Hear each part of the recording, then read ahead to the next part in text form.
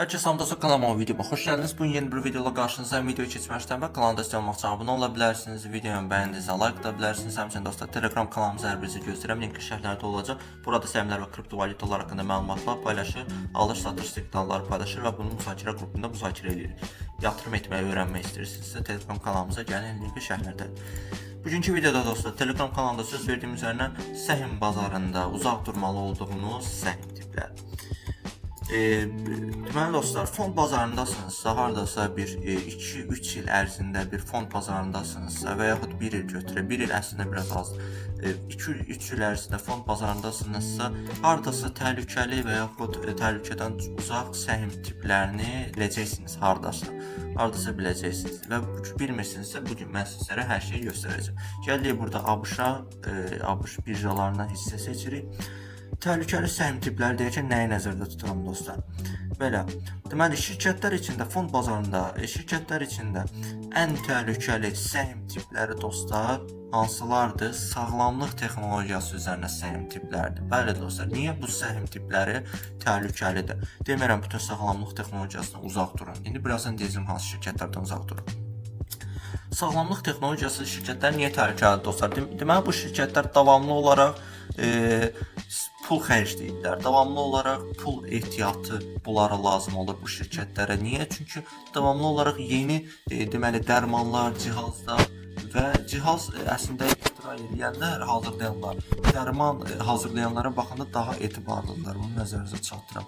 Yəni dərmanlar, cihazlar və yeni müalicə üsulları hazırlayırlar və bunlara çoxlu pul tökürlər. Ancaq bu dərmanların uğurlu olması çox aşağı ehtimallı olur dostlar. Yəni hər dərman uğurlu olacaq deyə bir şey yoxdur.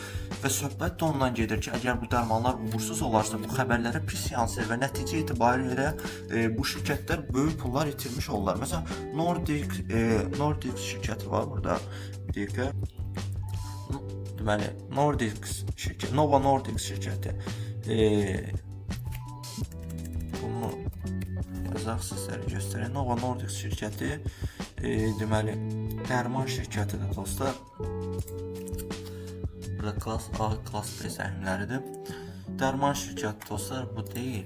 Bir dəqiqə sizlərə bunu dəqiq göstərim. Bu olmalıdır. Novo Research Toronto Stock Exchange xeyr burada deyil.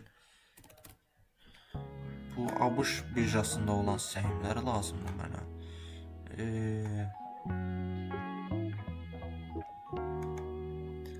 Neyse dostlar, burada tapmadım dəqiq olaraq.